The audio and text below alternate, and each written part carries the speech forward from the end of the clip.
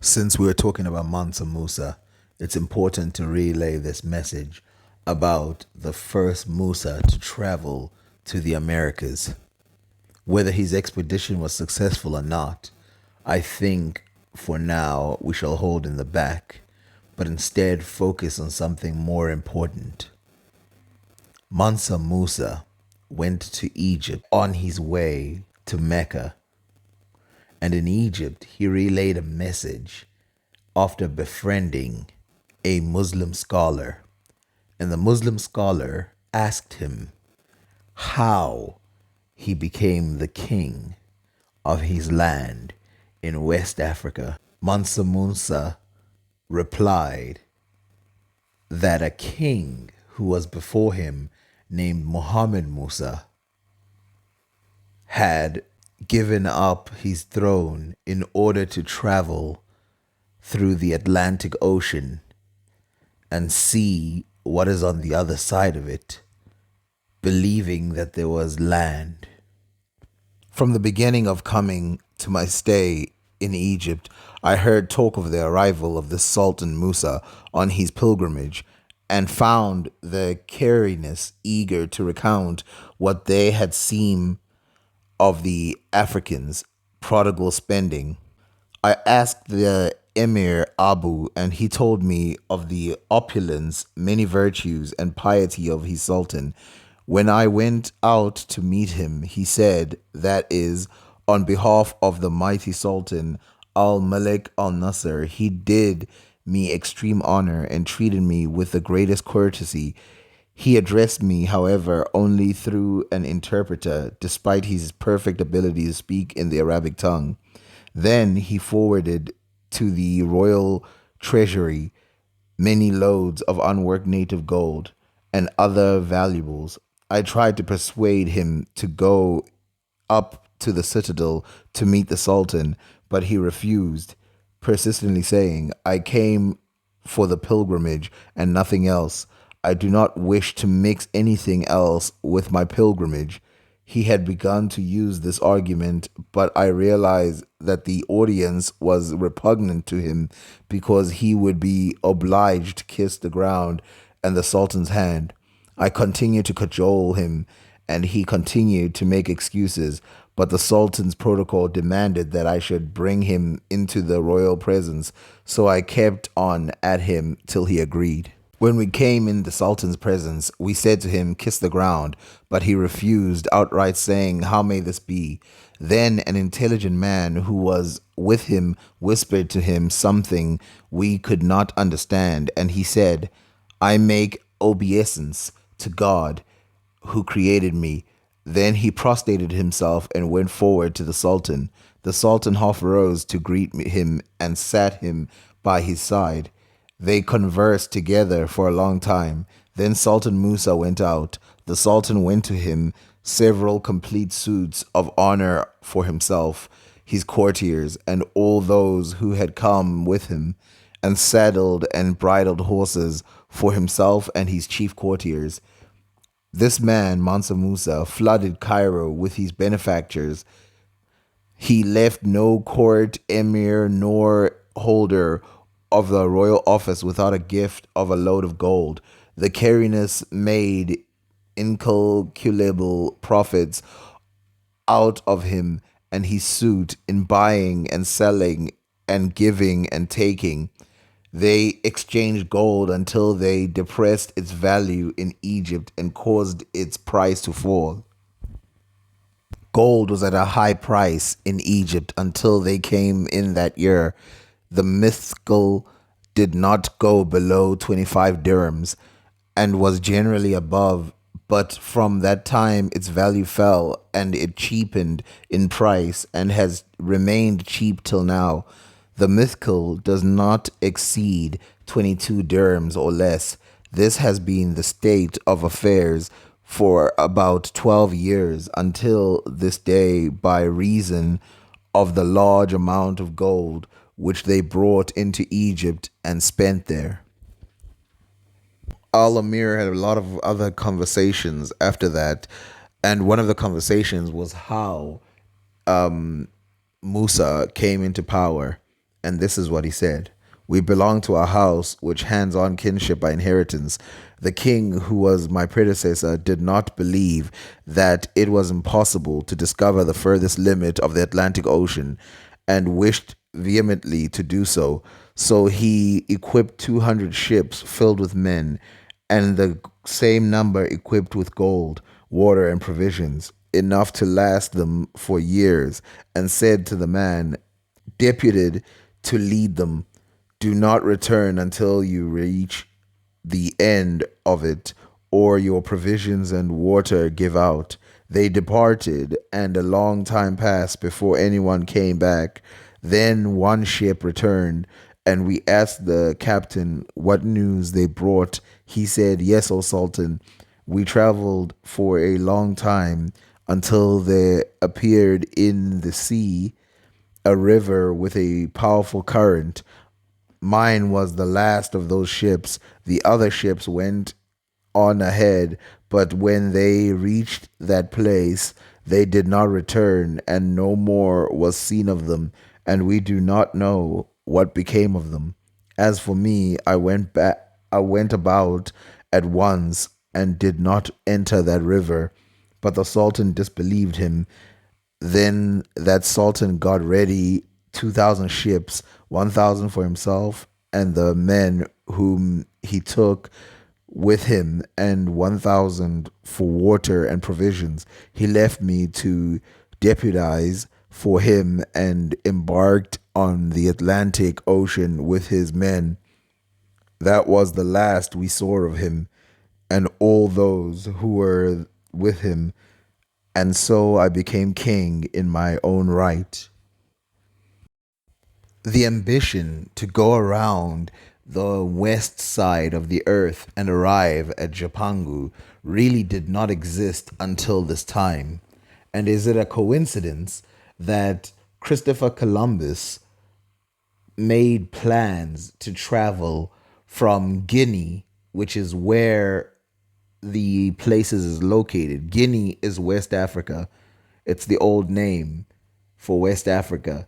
Is it a coincidence that he wanted to travel from there to go to Japan, going westward? Is that a coincidence that he did it almost 50, 60, 70 years after the story had been written? We have to look into that. The combined authorship of John Cabot and Gaspar Corte-Real show that the African travel of going to America was always in the cards, especially considering that Christopher Columbus himself had been trading along the coast of Ghana for years. And this is where his ambition started, where he thought, okay, maybe we could travel from Ghana all the way to the Americas. And so there were other people as well who said this. For example, some of these authors in the journal of the first voyage of Christopher Columbus, this is what they say. Paul the physician to Cristobal Colombo, greeting.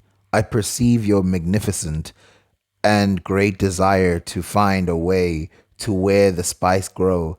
And in reply to your letter I send you wrote some days ago to a friend and favorite of the most serene king of Portugal before the wars of Castile, in reply to a letter by Toscanelli to Columbus, in reply to another which by direction of his highness he wrote to me on the side subject, and I send you another sea chart like the one I sent him, by which you will be satisfied respecting your inquiries, which copy is as follows. Paul the physician to Fernand Martin, canon at Lisbon, greeting. It was pleasant to me to understand that your health was good and that you are in favor and intimacy with the most generous and most magnificent prince, your king. I have already spoken with you respecting a shorter way to the place of spices than that which you take by Guinea. by means of maritime navigation, the most serene king now seeks from me some statements, or rather a demonstration to the eye, by which the slightly learned may take in and understand that way. I know this can be shown from the spherical shape of the earth, yet to make the comprehension of it easier and to facilitate the work, I have determined to show that way by means of sailing chart. I therefore send to His Majesty a chart made by my own hands, on which are delineated your coasts and islands, whence you must begin to make your journey, always westward. You're probably asking yourself, who's Paolo Toscanelli? Well, Paolo Toscanelli is the man who drew up this map, and he drew it from Arabic sources and he drew it from Greek sources. And you can see here that he writes on this side Guinea, and then he writes on this side Lisbon, and he writes Ireland.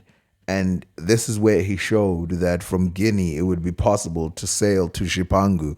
But you can see there that he put Jipangu on America. The blue part represents where everything is today.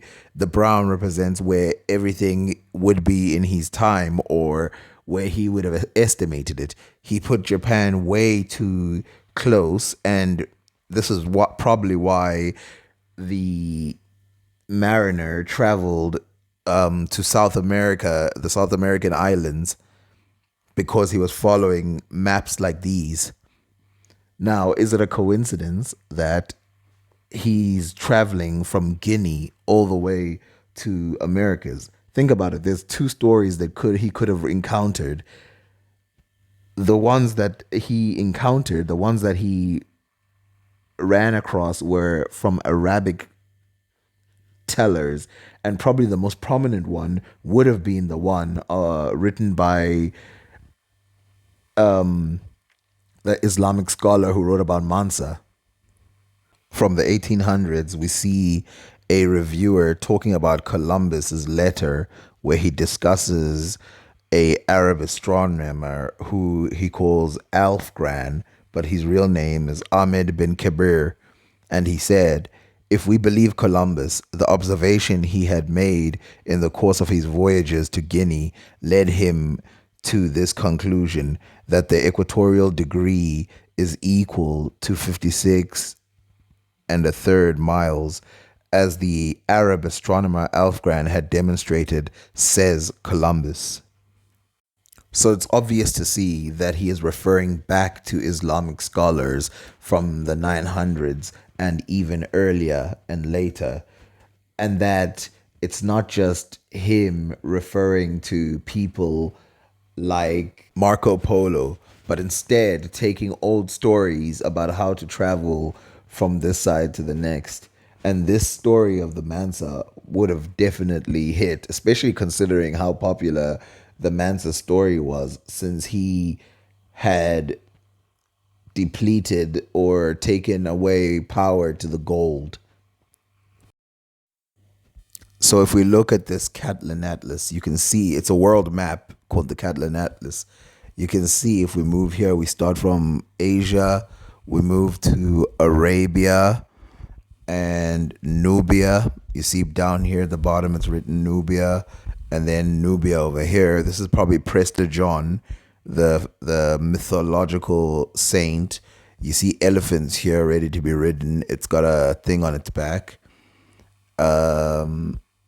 All of these, you see this black dude holding a camel, smoking a pipe. And then if you go left, finally you see Mansa Musa. This is the interesting thing, that Mansa Musa is mentioned or shown in this picture. And you see here it's written Guinea, as in Guinea. So it's written here Guinea. And you can see, if you keep going to the coast, that there is first this guy with a camel, probably resembling the Islamic people. And then you go here, you see a boat, which looks like a Spanish boat. The people on it are pale skin, and they've got like a Spanish flag. So clearly, the Europeans were aware of Mansa Musa, and they probably would have been aware of his story that he relayed. But even more interesting is that you see this boat, which, by the way, probably has nothing to do with them going to America because this is 100 years before Christopher Columbus. So 100 years before Christopher Columbus, you have a boat on the edge of Africa.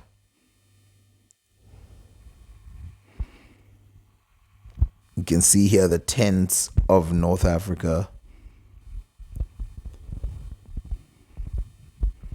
So, what are we supposed to conclude from this? In my opinion, the story or the travels of Christopher Columbus are of a direct result of the travel of the Mansa that went and sailed and was never seen again.